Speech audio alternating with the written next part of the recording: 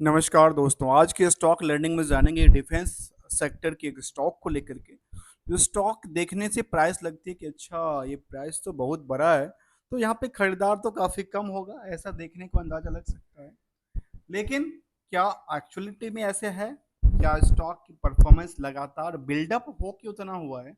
ये सवाल कई बार मन में उठती है। इसी मन के सवाल को आज हम लेने के प्रयास करेंगे, जो जिसका नाम है सोलार। बेसिकली सोलार इंडस्ट्रीज जो है, इसका कामकाज की तरफ देखेंगे, साथ में इसके जो डिफेंस में कामकाज है उसकी तरफ आकलन करेंगे। तो चलिए जानते हैं सोलार के ही या सोलर के ही सोलार इंडस्ट्रीज को लेकर के, जहाँ पे देखने को ये मिली एक साल में करीब 141% की जम थी। 6 महीने में रिसेंटली की बात करूँ तो करीब 58% तक के आसपास जम। और नियरली यदि इसको 5 साल के चार्ट को देखें तो 5 साल में नियरली करीब 850% से ऊपर शताब्दी कामकाज कर चुका है। अब सवाल बनता है क्या स्टॉक फिलहाल भी पोटेंशियल लेके खड़ी है या मार्केट में इसकी गिरावट का संकेत देता है? तो इस तरह के जिस तरह के यहाँ पे चार्ट इन्होंने बिल्डअप किया था और गिरा था, इस तरह के कई दफा आप देख सकते हैं कि स्टॉक में क्या हुआ था। कई दफा स्टॉक में गिरावट आई थी। ऐसा नहीं था कि अभी रिसेंटली इसमें गिरावट आई और गिरावट के बाद इसका मार्केट सीधे के सीधे डीप में चला जाएगा, ऐसा नहीं देखने को नजर नहीं आती। ये नज़र आती है जिस तरह की कई बार और मार्केट में ये तो स्ट्रेटजी है, जहाँ पे मार्केट में जो खरीदारी का दौर था, और खरीदारी के दौर तो बिकवाली होना ही ऑब्वियसली बात है, क्योंकि अब खरीदारी के बाद तो प्रॉफिट चाहिए। तो प्रॉफिट यहाँ पे थोड़ा बुकिंग ही हुआ है, तो प्रॉफिट बुकिंग के बाद की बात करेंगे। आखिर क्या पोटेंशियल बनती है अभी भी, इसके लिए कंक्लूजन की तरफ चलेंगे देखेंगे इसको क्या कहती है। जहाँ पे बुक वैल्यू कहते हैं 365, बड़ा कहते हैं ये एक यादाश्त वाली बात है। पूरे साल में एक साल में कितने दिन होते हैं? 365। और 365 के हिसाब से देखा जाए नॉर्मल की बात, तो बुक वैल्यू वही कहती है। जबकि इंटरेंसिक वैल्यू के बारे में कहती है नियरली 3 गुने में मान लूँ, लेकिन वैसे 3 गुना तो नहीं है। इसको कह सकते हैं 2.5 टाइम्स तो है। क्या इसको लेकर के? इनकी इंट्रेंसिक वैल्यू को लेकर के। अर्थात इंट्रेंसिक वैल्यू के बारे में मतलब हुआ, जो उनकी एसेट्स है, अंडरलाइनिंग एसेट्स वैल्यू है, उनकी वैल्यू अच्छी खासी है। अब आते हैं एक आकलन को लेकर के जिसका नाम है स्टॉक का पी छोटा होना चाहिए। ये छोटा का मतलब है क्रॉड, क्रॉड का मतलब है बी, मतलब जो इस स्टॉक में जो फिलहाल जो खरीदारी है वो कम होना चाहिए। लोगों की झुकाव कम हो तो क्या होगा? जब लोग जाएंगे धीरे धीरे क्रॉड बढ़ेगी, तो आपको पहले टू फर्स्ट बेनिफिट मिलता है। इस स्टॉक में दूसरी तरफ देखेंगे, एक तो पहला जो फैक्टर था वो था स्टॉक का पी, जो कहता है कितने का? 103 का। और इनका जो अर्निंग पर शेयर है वो भी नियर अबाउट 102 रुपये का है। अर्थात समझ में ये आती है जो 2 रुपये के फेस वैल्यू, और 2 रुपये के फेस वैल्यू के पीछे कितना है? बुक वैल्यू कहता है 365 का, और अर्निंग भी करता है 102 रुपये का। इसी 102 के अर्निंग के बेसिस पे इसमें क्या हो गया? 103% की लाइन लगी हुई स्टॉक को खरीदने को लेकर के, जिसके वजह से मार्केट में क्या हुआ? स्टॉक की प्राइस में लगातार जंप किया, और जंप करते करते प्राइस टू बुक वैल्यू कितना गुना चला गया?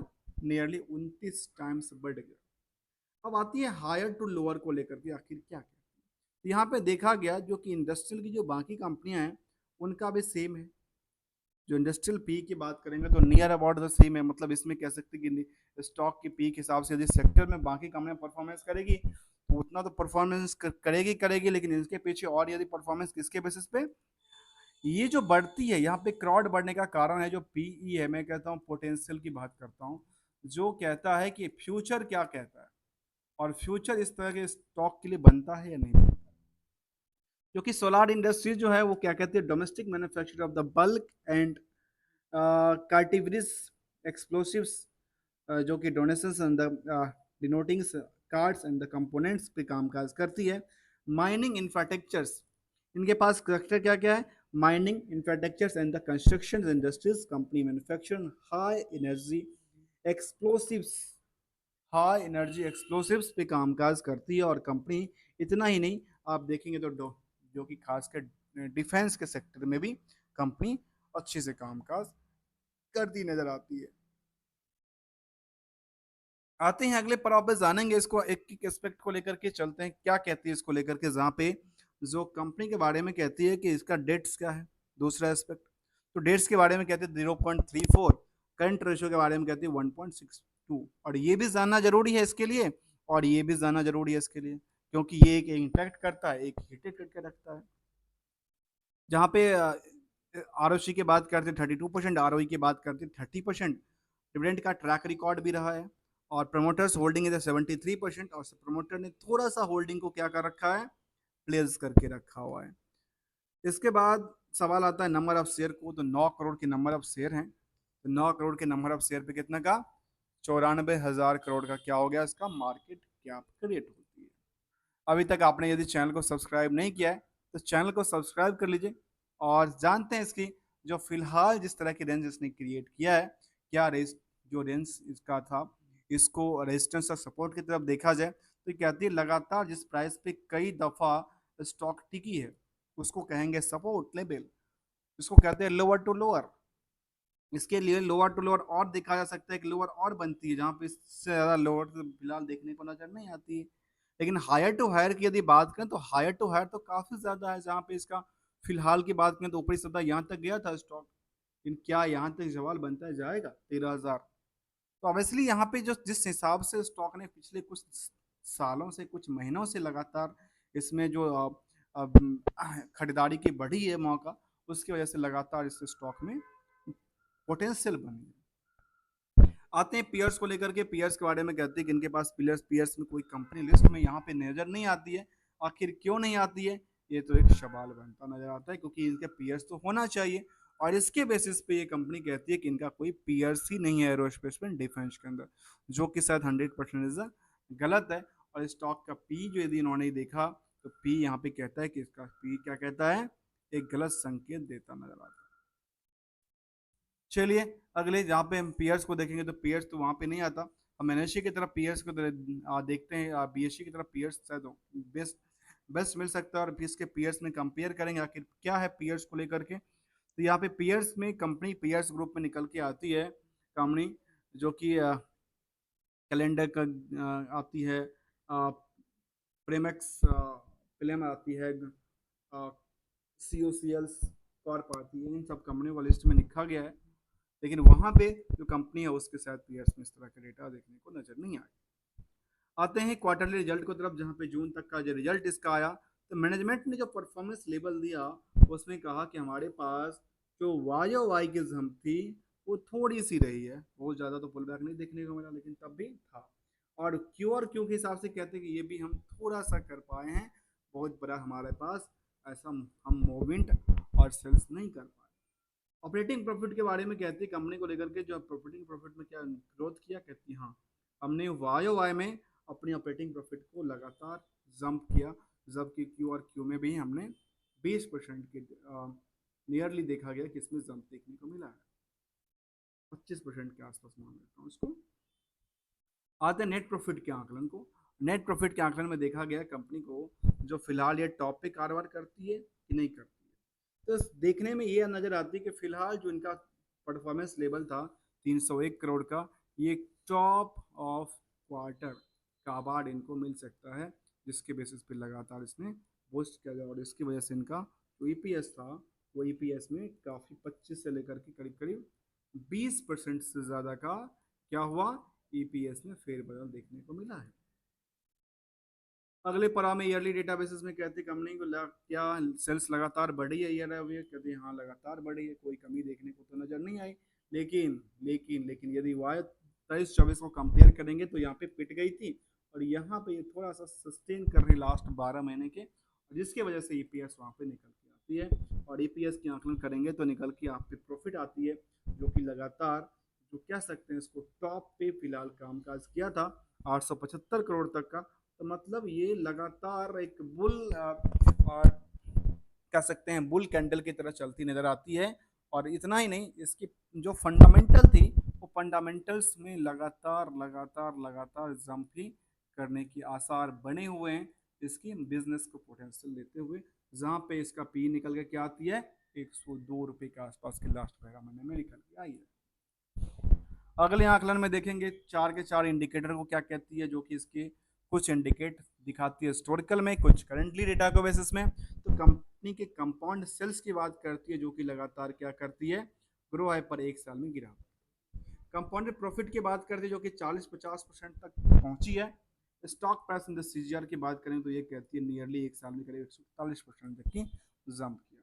रिटर्न इक्विटी की बात की तो ये भी कहती है नियरली कितना 25% से ऊपर ही देखने को ना, मतलब इनके चारों के चारों इंडिकेटर इनको बैक बैक सपोर्ट्स देते नजर आते हैं, जिसकी वजह से यदि आप स्टॉक के चार्ट देखेंगे तो स्टॉक के चार्ट में चाहे वो एक साल की चार्ट हो या 5 साल की चार्ट हो, लगातार क्या किया है, लगातार बढ़ती हुई नजर आती है। स्टॉक फिलहाल टाइमिंग में देखेंगे, फिलहाल एक 5 दिन के चार्ट का भी आंकलन करें तो थोड़ा सा जंप देखने को मिला है। किसके आंकलन से, इस आंकलन से यदि इसको देखेंगे और खास के इस टाइम से देखा जाए तो इससे लेकर के इससे क्या नजर आती है, यहाँ से लेकर के यहाँ तक एक स्विंग वाली पोजीशन बनी हुई नजर आई है। इसको लेते हुए जानते हैं अगले पड़ाव में क्या कहती है प्रॉफिट दिखावा के लेकर के, इस दिखावा के पीछे की कहानियों को लेते हैं, आखिर क्या इनकी पीछे की हिस्ट्री है। तो दिखावा के पीछे देखा गया कि कंपनी में जो खास के किसको लेकर के, कैपिटल को लेकर, कैपिटल बहुत ज़्यादा नहीं, करीब 18 करोड़ के आसपास है।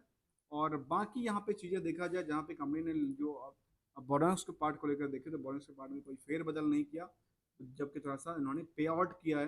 पे आउट के बाद उन्होंने इनका जो फिक्स एसेट की पार्ट थी वो लगातार बढ़ी है, करीब 300 करोड़ के आसपास की यहाँ इन्होंने ग्रोथ लेवल बनाई है। और यहाँ भी इन्होंने जो वर्किंग कैपिटल प्रोसेस था उसमें इन्होंने जंप किया। और आते हैं यहाँ पे जो इन्वेस्टमेंट की पार्ट थी, इन्वेस्टमेंट की पार्ट भी लगातार जंप किया है। और इतना ही नहीं, यदि इनके सारे के सारे बाकी चीज़ें देखा जाए तो इनके बारे में ये कहती है करीब 845 करोड़ के आसपास आके पहुंच गया, जहाँ पे जो नेट प्रॉफिट मार्जिन की बात करेंगे, नेट प्रॉफिट मार्जिन के हिसाब से क्या बनती है और सेल्स के बेसिस पे जो टी ट्रेड रिसेबल की पार्ट है वो परसेंटेज क्या कहती है, जिसमें छुपा हुआ है रिस्क फैक्टर। और रिस्क में जानेंगे आखिर रिस्क कितने दिन का है, तो रिस्क में देखा गया करीब 2 महीने का रिस्क फैक्टर इनके पास पैसे को लेकर है। और इसके यदि प्रॉफिटेबिलिटी बेसिस में देखेंगे तो वो कहती है 6,000 करोड़ में जो थी कितने का 800 करोड़ के आसपास के नियर थी, अर्थात 12% के आसपास से ज़्यादा की। और 875 करोड़ का इनका प्रॉफिट भी बुक करती है। और 875 करोड़ के प्रॉफिट के बेसिस पे कितने का 845 करोड़ का क्या था इनका डेटा भी पड़ा हुआ है, अर्थात जितना इन्होंने प्रॉफिट बुक किया नियर अबाउट उतना इनका मार्केट में पैसा फंसा हुआ।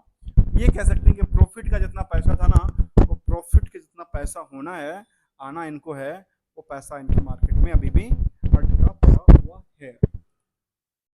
अगले पड़ाव में जानेंगे इसको लेकर के क्या कहती है, जहाँ पे कंपनी की वेबसाइट्स पर देखेंगे तो कंपनी की वेबसाइट्स पे अपडेट देखने की आती है, कंसोलिडेट आवर पोजीशन की बात करती है, ग्लोबली स्किल की उन्होंने आर की बात किया, आर की बात करी, 200 प्लस इन द कस्टमर्स की बात करी, जो कि डिकेट्स की बात करी, ग्रीन चैनल सर्टिफाइड की बात करी, और the spend for the CSR में करीब 46 करोड़ के आसपास की इन्होंने CSR में फंडिंग किया है। इनकी इंडस्ट्री में देखा तो इंडस्ट्रियल और डिफेंस सेक्टर में कामकाज करती है कंपनी, और कहती है कंपनी हमारे पास करीब 82 कंट्रीज में हमारा सर्विसेज चलती है, हम देते हैं फुटप्रिंट के ऊपर। मैन्युफैक्चरिंग की बात करती है तो वो कहती है 39, और मैन्युफैक्चर की बात कर रही है मैन्युफैक्चरिंग में none in the unit in India की बात कर रही है, और वर्ल्ड वाइड में फैसिलिटी सेंटर की बात करती नजर आ रही है। अगले पड़ाव में जानते हैं इसको लेकर के, जहाँ पे देखेंगे इन्वेस्टर को लेकर के क्या कहती है, इन्वेस्टर इसके बारे में क्या सोचती है। इन्वेस्टर के बारे में देखा गया कि लगातार इन्वेस्टर की सबसे पहले देखें तो शेयर होल्डर को लेकर के, तो शेयर होल्डर क्या हो रही है, लगातार यहाँ खरीदारी का देखने को मिला, लगातार नए नए लोगों का एंट्री होती नजर आती है। तो प्रमोटर के पास 73% FI भी पोजीशन लेके बैठी है, DI के पास भी पोजीशन बनी है, और जो पब्लिक के पास है पब्लिक के पास भी पोजीशन रही है। इसमें प्रमोटर के साइड में देखा है तो मनीष सत्य नारायण नोवल नवल करके नाम आता है, जो कि मेन प्रमोटर, इनके पास 38% के आसपास की होल्डिंग है। FI के नाम छोड़ते हैं, DI में देखें तो DI में कहती है SBI इक्विटी से लेकर के HDFC ट्रस्टी तक यहाँ पे इसकी पोजीशन में बनी है DI के अंदर। और पब्लिक की पोजीशन है उसमें करीब 6.5% के आसपास पोजीशन है। उसमें लगातार जो यहाँ पे देखने को ये मिली, लगातार यहाँ पे डिमांड बढ़ी। डिमांड किसके अकॉर्डिंग बढ़ी, डिमांड में इनकी फंडामेंटल भी इनका लगातार सपोर्ट देती नजर आती है, और स्टॉक ने लगातार खरीदारी का मौका मिला है। खरीदारी के बेसिस पे यहाँ पे नंबर ऑफ शेयर करीब नंबर ऑफ शेयर होल्डर की तादाद कितनी हो गई, करीब 75,000 के आसपास मैं कह सकता हूँ, नियर अबाउट 75,000 के आसपास के इंटरेस्टेड शेयर होल्डर यहाँ पे बने हुए लगते हैं। और लगातार जो डिमांड बढ़ी है उसे में कई बार कुछ खरीदारी और बिकवाली का प्रेशर चलती रहती है। जबकि यहाँ पे ये भी देखा गया कि एवरेज जो वॉल्यूम है वो भी लगातार करीब 4,000 से ज़्यादा की वॉल्यूम देखने को मिला। और पी रेशियो के बारे में हमने देखा ही था। आते हैं डिविडेंड यील्ड भी इनका अच्छा खासा रहा था 0.8 के आसपास। और इसका यदि हम पूरे के पूरे हिस्टोरिकल डेटा में देखें परसेंटेज ऑफ ग्रो को लेकर के, तो कहते हैं नेट इनकम तो 45% जंप करता है, नेट मार्जिन भी नियरली 43% के आसपास के जंप देखने को मिला। और इसी एंगल में देखा गया ईबिटा करीब 38% के आसपास की जंप करती नजर आती है। तो हमने यहाँ पे चार्ट देखा और चार्ट बेसिस पे देखने को मिला तो लगातार स्टॉक ने जो एक बीच में गिरावट थी और इस तरह की गिरावट इसमें कई दफा हुआ है, ऐसा नहीं था जो एक ही दफा यहाँ पे इस तरह की गिरावट देखने को मिला है। कभी भी देखेंगे तो इससे पहले भी इस तरह की गिरावट था, लेकिन बाद में तो स्विंग वाली पोजीशन बनती है। और यदि मैं इसको स्विंग, आजकल नया ट्रेंडिंग चलता है जिसका नाम है स्विंग, एक स्विंग ट्रेडिंग की बात करें तो स्विंग ट्रेडिंग में देखा जा सकता है इसको लेकर के जिनका स्विंग वाली पोजीशन लगातार क्या बनी है, लगातार बनती नजर आती है।